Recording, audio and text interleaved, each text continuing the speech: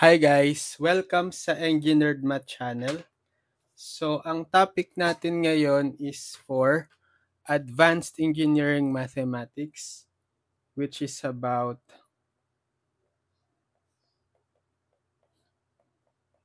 complex numbers in rectangular, polar, and exponential forms.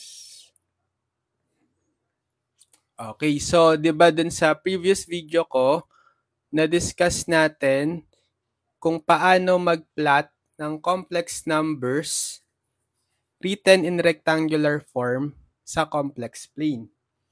Okay, 'di ba yung rectangular form natin? So far ito pa lang yung form ng complex number na nadidiscuss natin. Let's say complex number z takes the form x plus iy. So yung x, yung real part, then yung y, yung imaginary part.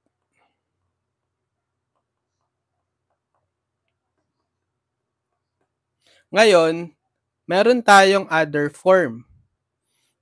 Polar and exponential din.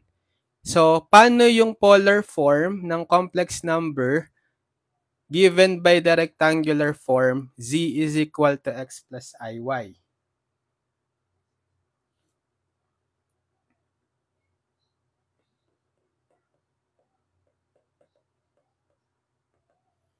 So, pwede nating isulat ngayon yung polar form ng z. It is equal, pwede siya sa r times the quantity cosine theta plus I sin theta. Pwede ring r cis theta or simply r angle theta. Okay, so ito yung different forms for polar form ng complex number.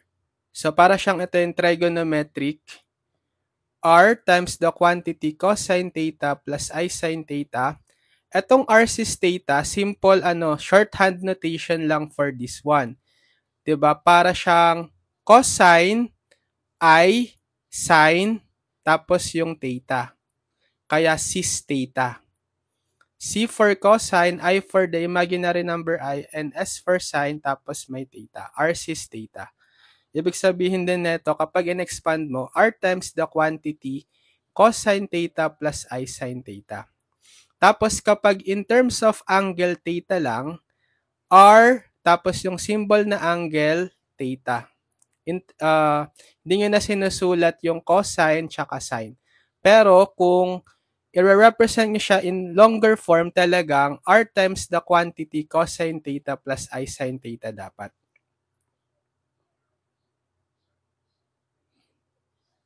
Ano ba yung r?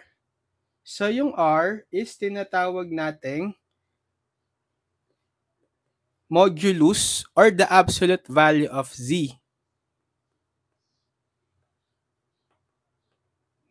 And then ano yung theta? Theta is argument. Okay, usually measured in radian. Pero pwede rin siyang degree, okay? Usually lang talaga naka-radian siya. So mamaya, i-derive natin kung ano yung value ng r at theta in terms of x and y. Okay? Next, so yung polar form and then exponential.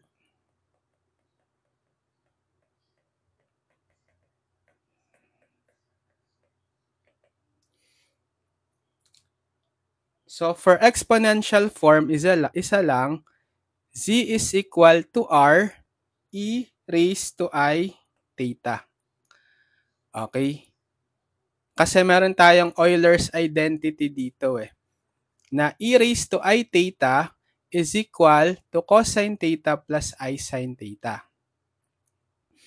Kaya na-derive tong exponential form. So same pa rin, yung r is the modulus and then theta is the argument. Pero kapag exponential, usually talaga measured yung theta in radian. So, derive ngayon natin kung ano yung relationship ng modulus ng theta argument dito sa x and y, the real and imaginary part, kapag nasa nasa rectangular form. So, di ba naturo ko sa inyo yung complex plane sa previous video? And link ko na lang sa description yung video ko sa plotting complex numbers in complex plane. So, di ba meron tayong imaginary axis, yung vertical, kumbaga sa rectangular coordinate system, siya si y-axis. Tapos, meron tayong horizontal axis, ito yung real axis. Kumbaga sa rectangular coordinate system, siya naman si x-axis. Tapos, nag-intersect sila 90 degrees at this point, which is yung origin. So, let's say meron tayong specific point. Let's say, etong point na to, ibig sabihin meron tayong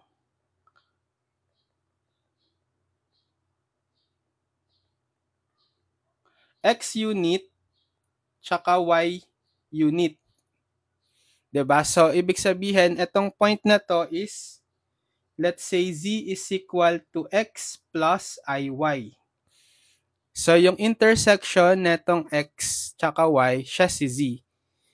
Based on my video sa pag-plot ng complex number sa complex plane. Ngayon, pwede nating i-drawing yung segment from the origin going to this point z. Okay, tapos magkakaroon tayo dito ng angle theta, angle from the positive or from the positive real axis and this segment. Tapos itong segment magkakaroon siya ng length r. Okay? So pwede natin ngayong buuin yung right triangle na to.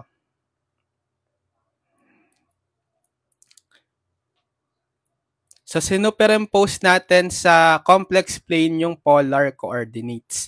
Di ba pag polar coordinates r, theta,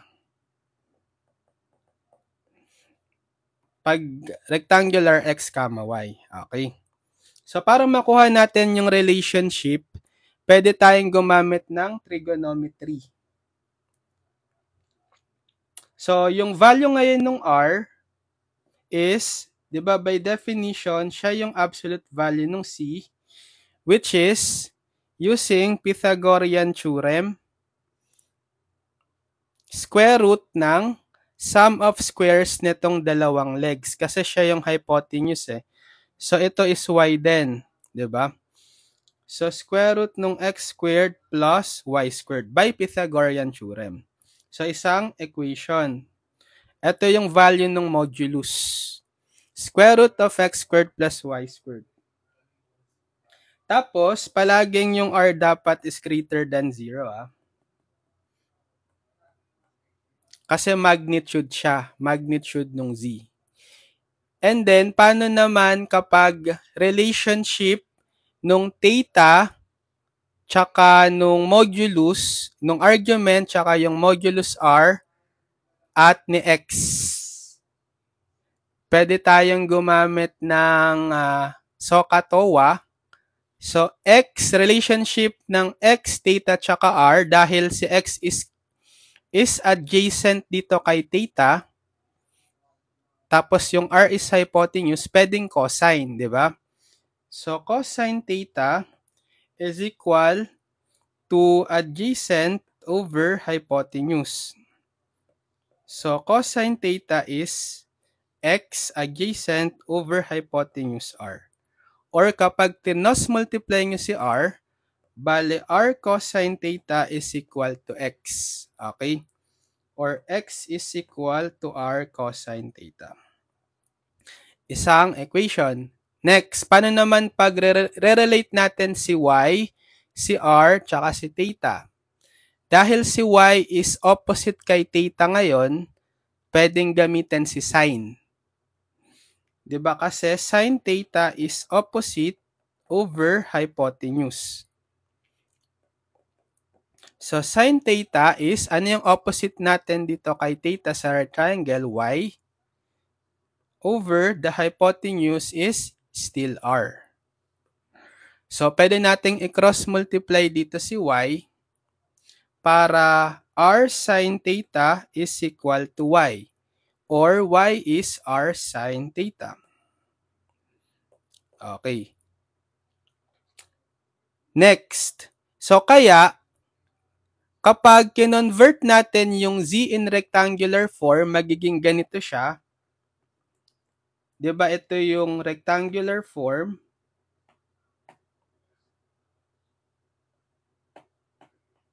At ito yung polar form.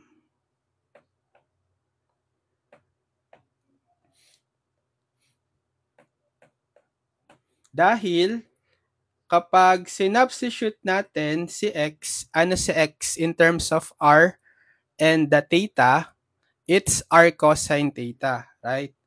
R cosine theta plus I, ano naman si y in terms of r and theta?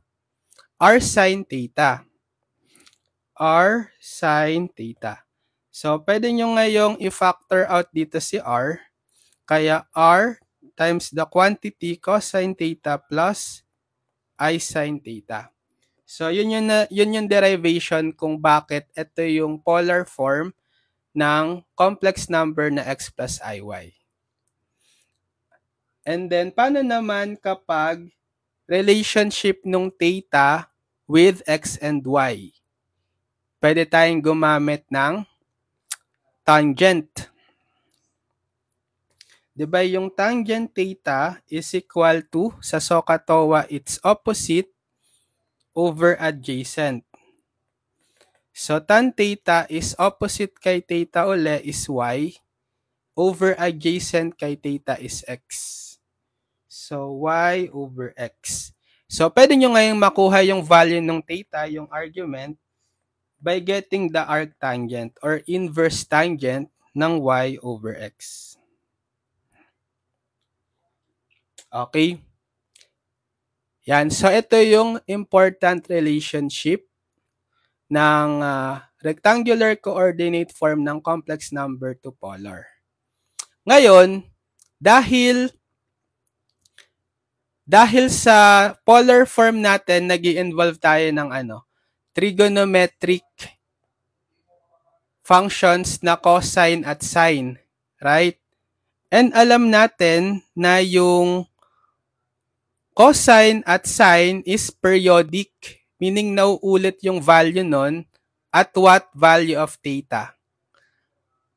Kapag nag-add ka ng multiple of 2 pi sa original theta, di ba? 2 pi periodic. So, ibig sabihin kapag meron tayong complex number in polar form, marami siyang value for theta. Multi-valued yung theta niya. So, pi periodic. Okay? Parang sa ano lang din, sa trigo, di ba? Coterminal angles. Yung concept ng coterminal angles, so kapag kinuha mo yung cosine ng 45 degree, equal din siya kapag kinuha mo yung cosine ng umikot ka ng isang buong rotation, cosine 45 degree plus 360. Okay, cosine ng 405. So, ibig sabihin, pwedeng mag-iba-iba yung value ng theta. Multi-valued siya, okay, sa argument. Pero, usually, ang ginagamit natin for the theta is the principal value. So, meron tayong principal value.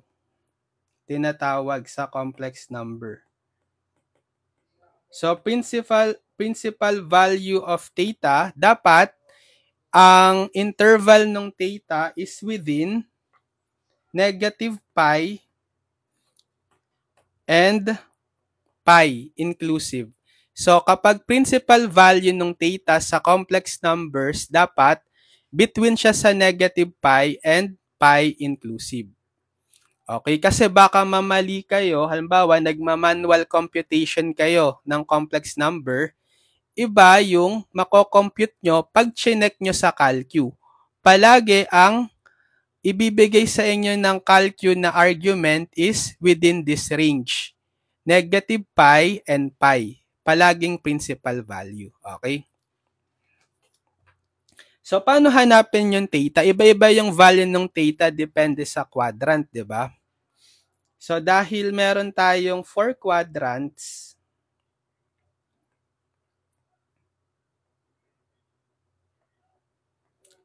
so, for quadrant 1 muna tayo. So, the value of theta depends on what quadrant Z lies. So, di ba may quadrant 1, quadrant 2, quadrant 3, quadrant 4. So, kapag nasa quadrant 1 muna tayo, nandito si theta, parang yung illustration natin kanina.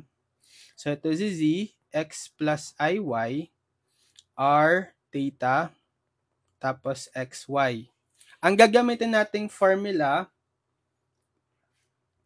kapag quadrant 1, alam na natin, di ba? Positive x, yung real, and positive y, imaginary.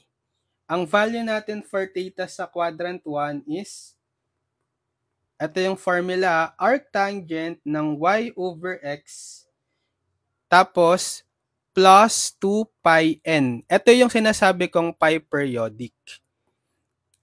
So, multiple values yan. For n equals 0, plus minus 1, plus minus 2. Ibig sabihin, integer.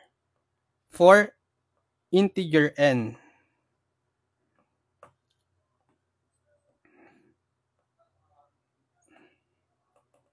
Pero, kung kukuhain natin yung principal value, ito lang yung part na yan. Principal value. So, masaset nyo na principal value itong general form, kung n nyo is 0. Diba?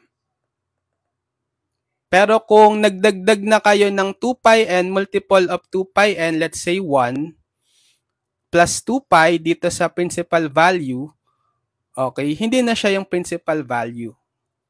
Magiging same lang yung value ng complex number, pero hindi siya yung principal value as argument. Kasi nagdagdag na kayo ng multiple ng 2 pi. Okay? So, sa quadrant 1, ito lang yung principal value, arctan y over x. So, ito yung general value nung argument kapag may plus 2 pi n. Okay. Next, kapag quadrant 2, so tandaan nyo to pag quadrant 1,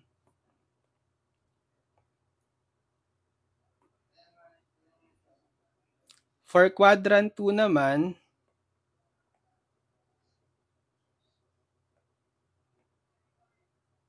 so imaginary and real axis. So, syempre nandito na siya, yung z. Okay, nandito na yung z, x plus iy. So, dapat negative na si x yung real at positive na si y yung imaginary. So, ito yung theta, ito yung r. So, pag nag-draw ka ng right triangle, yan. Ang formula naman natin for theta sa quadrant 2, theta should be arctan nung y over x plus pi. Ito yung principal value. Tapos, pag generalize nyo, lalagyan nyo lang ng multiple of 2 pi. or 2 pi n. So again, n is plus minus 1 plus minus 2. Integer n. Okay. So ito yung value ng argument sa quadrant 2. Next, quadrant 3.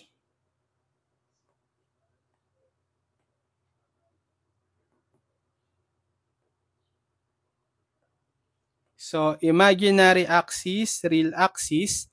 So, nandito na siya. Quadrant 3 eh. Diba? So, ito na si Z. X plus IY. Quadrant 3 na to. So, anong sign ng real tsaka imaginary? Puro negative, diba? Pag quadrant 3. So, ito si R. Tapos, pwede kayong mag-draw ng reference right triangle. So, ang value naman natin ng theta pag quadrant 3 is arctangent of y over x minus pi naman. So, ito yung principal value. Tapos, pag general form nyo, lalagyan nyo lang ng plus 2 pi n. N is integer. So, tandaan nyo itong formula for quadrant 3. Next, last, for quadrant 4.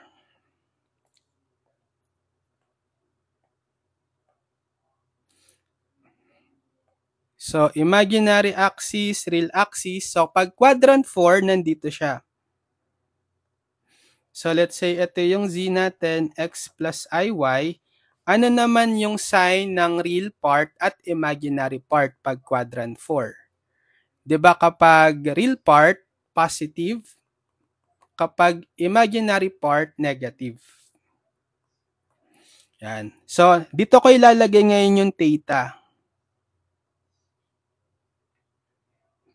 Okay. Or actually pala, kanina, mali pala ako ng paglagay ng theta kasi, di ba dapat, ang theta natin, kung principal value siya,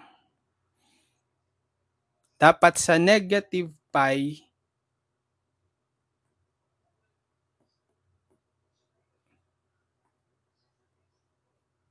negative pi to pi, isang rotation. Okay, so dapat nandito yung theta para principal value. Mafa-follow nyo yung formula na to.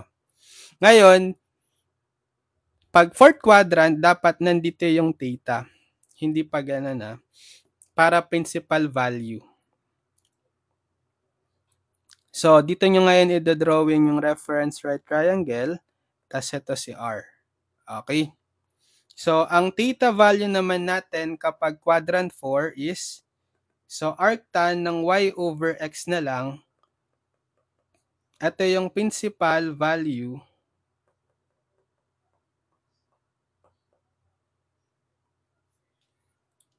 Tapos, pag pinlas 2 pi n nyo, general form.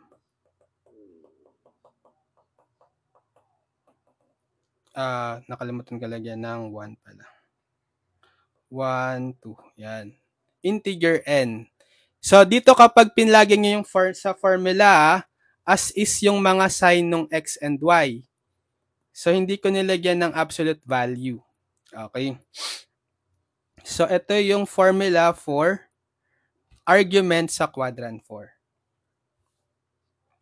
So, I think ito lang naman yung mahalagang concept na dapat nyong tandaan, kabisaduhin for complex numbers in polar, exponential, and rectangular. Okay, so kabisadihin nyo to.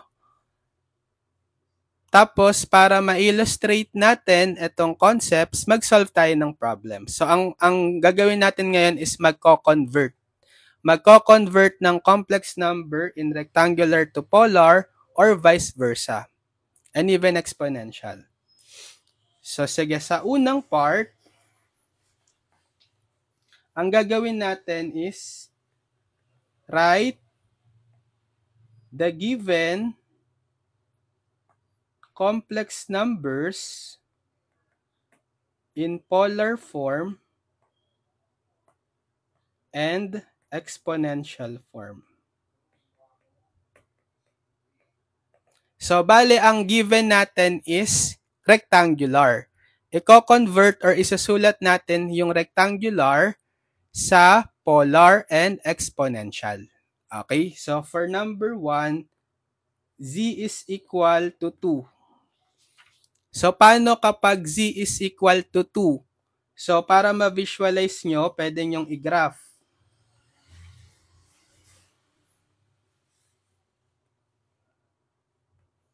Ito yung imaginary, ito yung real. 'Di ba kapag 2 lang, purely real. Wala siyang imaginary or zero i siya. 'Di ba? So, sana siya ipa-plot. Dito lang sa, ito yung origin, 2 units from the right to the right of the origin. 1, 2.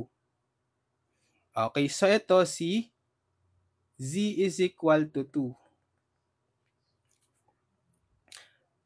So, ano yung value natin ng r? Kailangan natin sa polar, 'di ba pwedeng z is equal to r cosine theta plus I sin theta, r cis theta, or r angle theta. So, 'di ba pag sinulat natin yung z as 2 plus 0i, ano si 2x, ano si y, 0.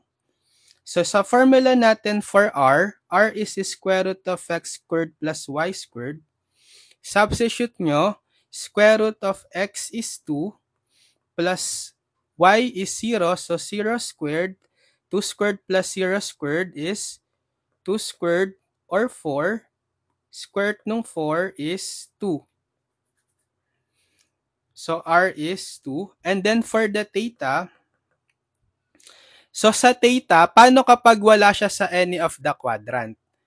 Kapag either nasa positive real, positive imaginary, negative real, or negative imaginary. Ano na lang, by observation nyo na lang. Basta i-check nyo yung angle from the positive real axis. 'Di ba ito yung pinaka length natin from the origin to the point. Ito si r, right? So ano yung angle na na-form nung length r na to from the real axis, positive real? 0, 'di ba? Or kung kukuhain nyo nga yung formula, theta is arctan ng y over x. 'Di ba? That's arctan ng 0 over y kasi is 0 over x is 2. Arctan ng 0 is 0. Okay? So, anong napansin nyo? Kapag purely real lang siya, kung ano yung z mo equal sa 2, yun na rin yung magnitude ng r or length ng r, which is the modulus. Kahit hindi mo na i-Pythagorean, di ba? Automatic yun na agad. So actually, by observation na lang kapag purely real, purely imaginary yung complex number. Pero still, pwede nyo pa rin applyan yung mga na-derive nating formula for the modulus and argument. So therefore, meron na tayong r and theta. Ano na yung polar form natin? Polar form or PF.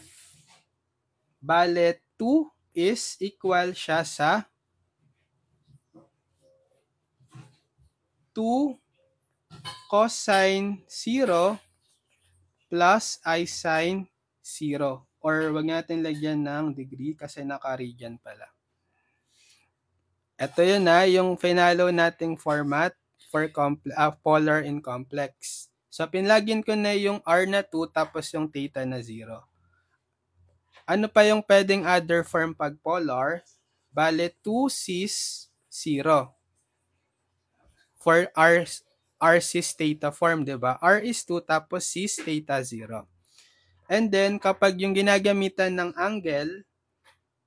angle symbol, 2 angle 0. Okay? Sa R angle theta form. So, ito yung principal value. PV, per short, principal value.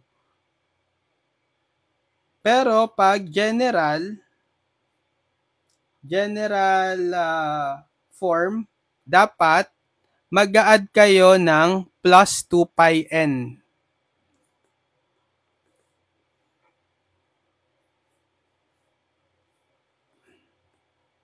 General form.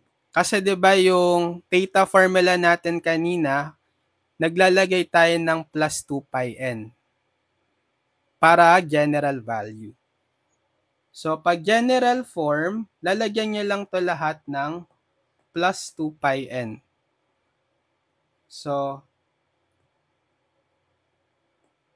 2 cosine 0 plus 2 pi n plus I sine 0 plus 2 pi n, tapos 2 cis 0 plus 2 pi n, and then 2 angle 0 plus 2 pi n. Again, for n is 0 plus minus 1 plus minus 2 ... for integer n. Next, so polar pa lang to, paano pag exponential? Or EF. Diba ang form ng exponential lang is z is r e raised to I theta. So, ipapalit nyo lang yung nakuha nyong r2, tapos e raised to I theta is 0. So, ito yung principal value. Pero pag general form, lalagyan niya lang din yung 0 na argument ng plus 2 pi n. Okay? So, z is 2 e raised to I times 0 plus 2 pi n. For n is 0 plus minus 1 plus minus 2 ... integer n. Okay? Next.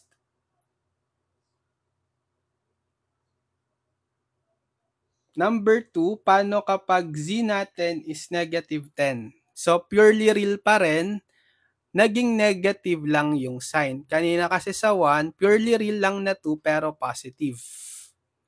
'Di ba? Paano kapag negative? So, i-plot nyo. Pag pinlat nyo yan sa complex plane, dahil wala rin siyang imaginary part, 'di ba? So, pwede nyo itong isulat as negative 10 plus 0 I. Imaginary and real axis. So, magpa-plot ka lang ng 10 units sa left ng origin. So, let's say, nandito na siya sa negative 10. Ito si z. Z is negative 10. So, ano yung magiging value mo nung r? Yung length nung segment from the origin to the point z, negative 10. E di, by observation, 10 units, di ba?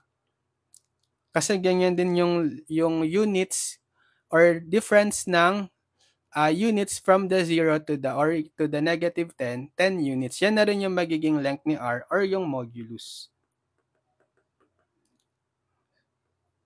So, hindi sinama yung negative, di ba? Kasi nga length. Length yung r or yung magnitude ng z. Kaya 10 units. Or kung gagamitan nyo nga ng Pythagorean, same lang, di ba? So, r is square root ng x squared plus y squared. Bale, yung x nga natin is negative 10, yung real part, yung y is 0. So, negative 10 squared plus 0 squared, square root of 100 or 10. Same lang. Ano naman kapag yung theta?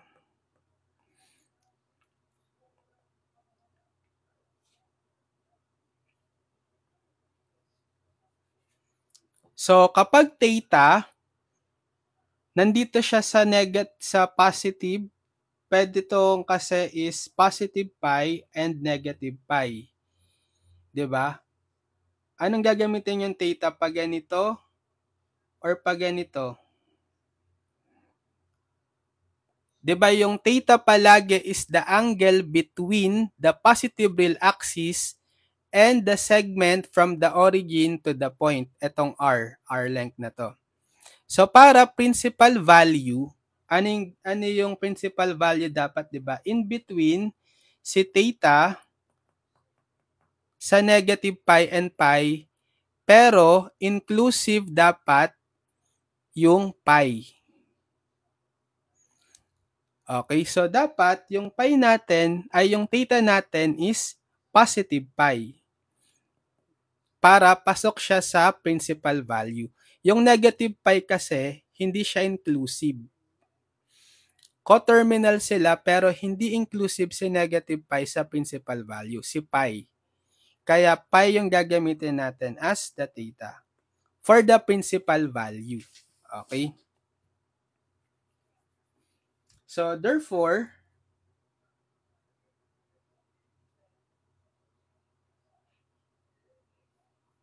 ang polar form natin is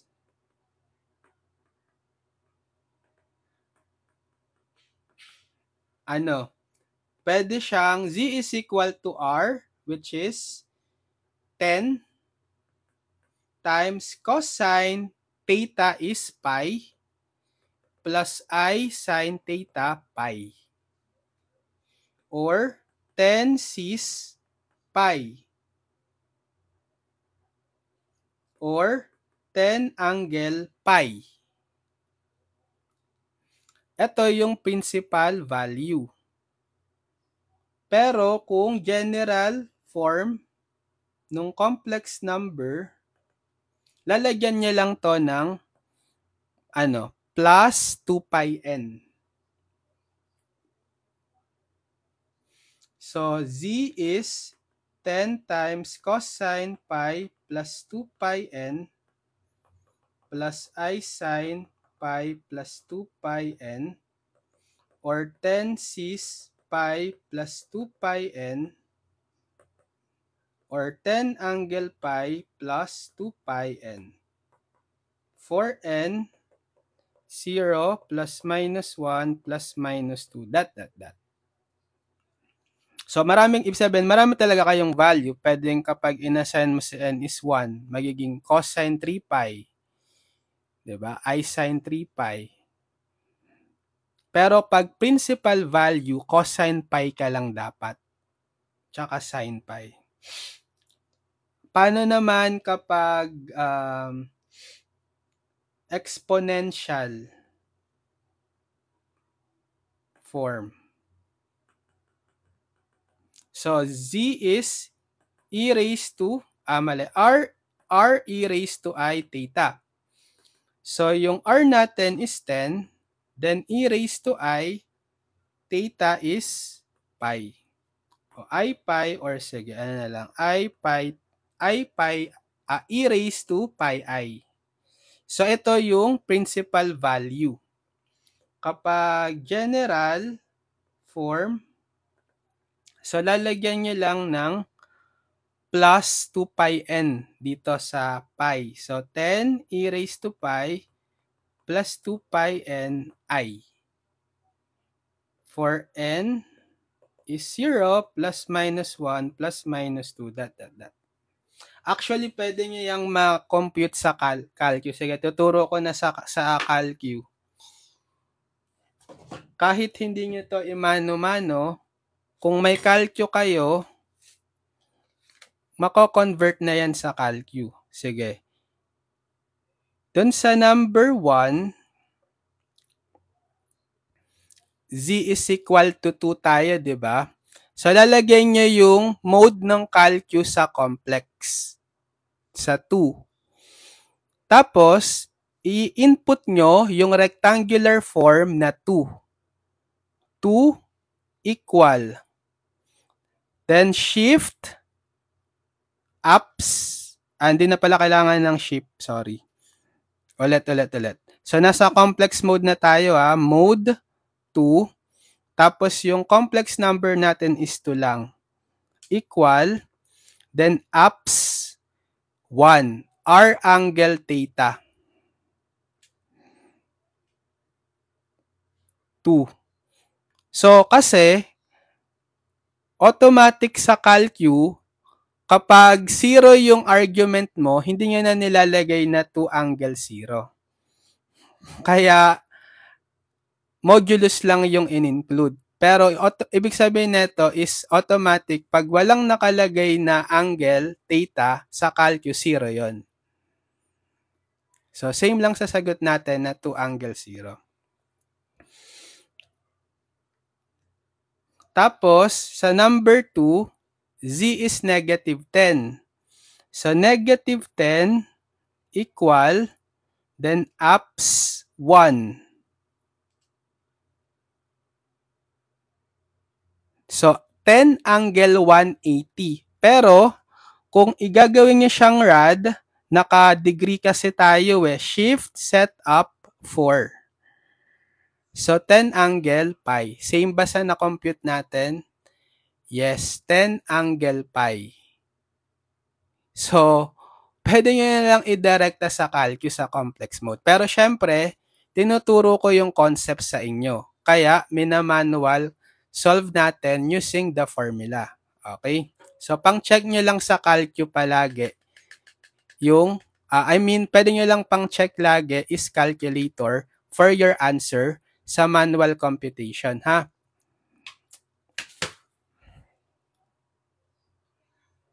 Sige, isa pa. Number, ano na tayo? Number 3. Z is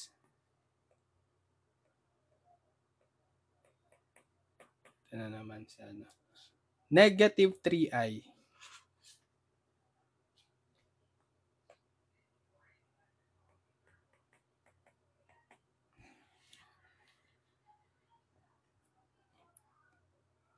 So, plot natin sa rectangular, sa complex plane,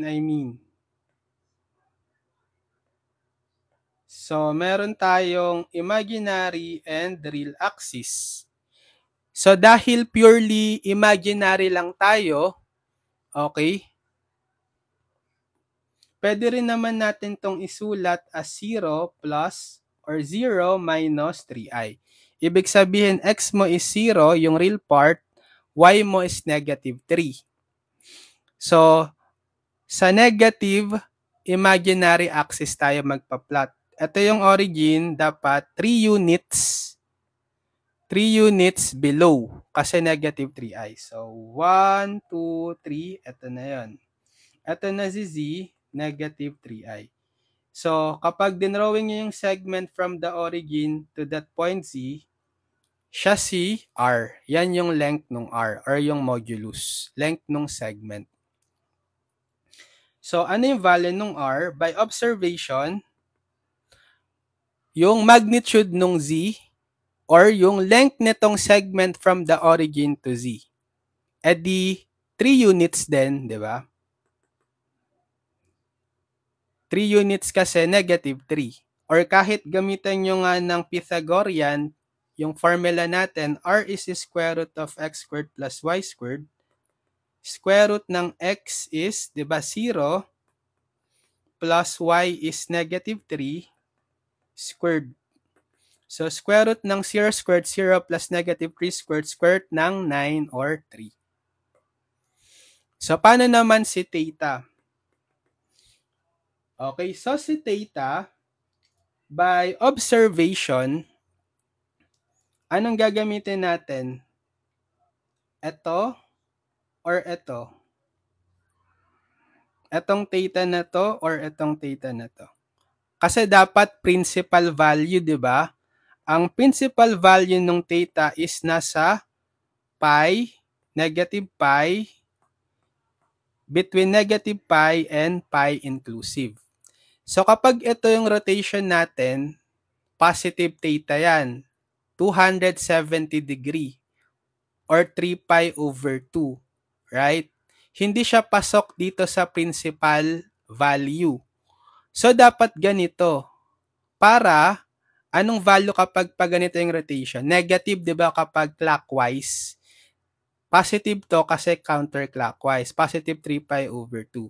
Angle from the real axis to the segment from 0 to z. Origin to z.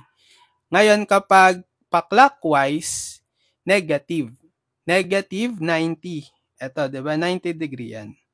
Or negative pi over 2. So, ito yung pasok. Kapag theta is negative pi over 2, ito yung pasok sa interval na negative pi from negative pi to pi. So, ang gagamitin nating theta para principal value is negative pi over 2. Okay? So, kapag sinulat na natin yung polar form or PF, Z is R3 cosine theta is negative pi over 2 plus I sine negative pi over 2. Or 3 cis negative pi over 2. 3 cis theta. Or 3 angle theta negative pi over 2. So, ito yung principal value. Sige, dito na lang. Ito yung mga principal value. Pero pag general form or general value, dadagdagan nyo nga to ng plus 2 pi n. So, magiging z is 3 times cosine negative pi over 2 plus 2 pi n plus I sine negative pi over 2 plus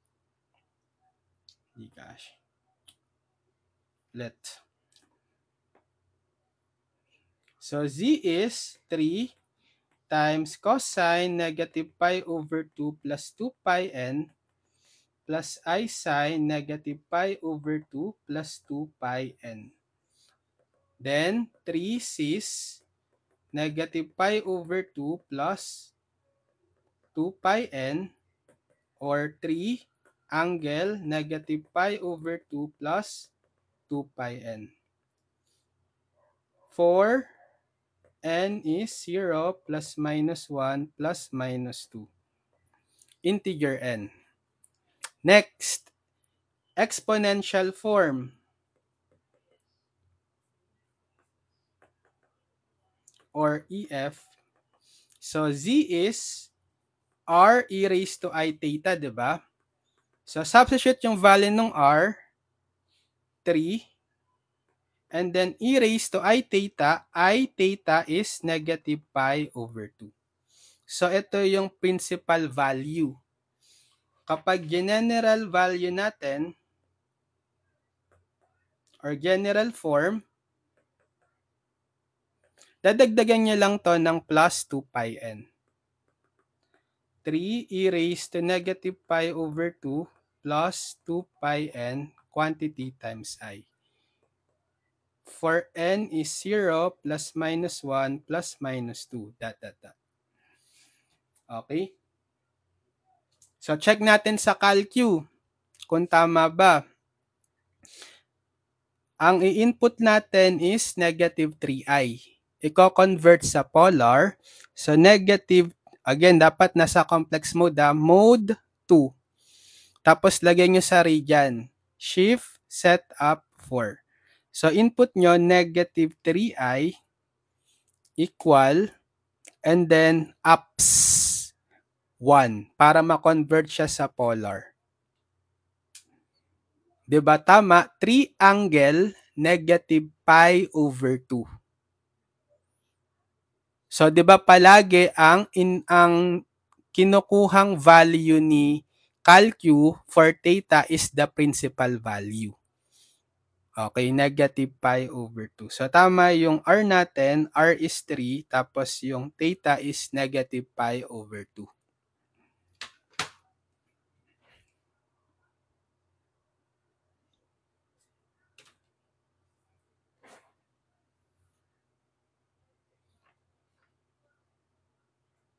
So, siguro hanggang dito muna tayo.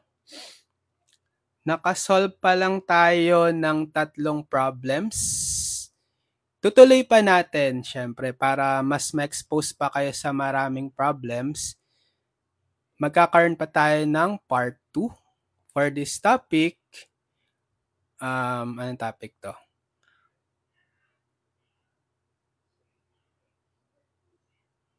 Ito, complex numbers in rectangular, polar, and exponential form. Okay, so subscribe lang kayo sa ating YouTube channel, Engineered Math. Ililink ko na lang sa description yung mga past video tutorials natin for advanced engineering mathematics or yung pinaka-playlist na lang din ng advanced engineering mathematics para mapanood nyo dun sa playlist lahat ng mga video tutorials natin mula sa unang lesson hanggang sa last lesson nyo for ADMAT. Okay, para meron na kayong video tutorial playlist guide from our YouTube channel, Engineered Math, sa buong subject nyo na Advanced Engineering Mathematics. So, pwede nyo na yung i-binge watch, i-marathon kung kailangan nyong mag-review pag may exam or kung mag-a-advance study kayo, pwede rin. Yan. Panoorin nyo lang yung video tutorials. So, good luck sa mga nagte-take ng Advanced Engineering Mathematics. Sana mapasa nyo. Kayang-kaya nyo naman yan. Basta mag-aral lang kayong mabuti and magsasolve ng maraming problems. Parang yung ginagawa natin sa video tutorials. And syempre, gawin nyo lang guide din yung playlist ko sa Advanced Math para makatulong sa inyo for your subject pag kailangan nyo ng tutorials. Sige, so end ko na yung ating video tutorial. See you on my next video tutorial, guys. Bye-bye!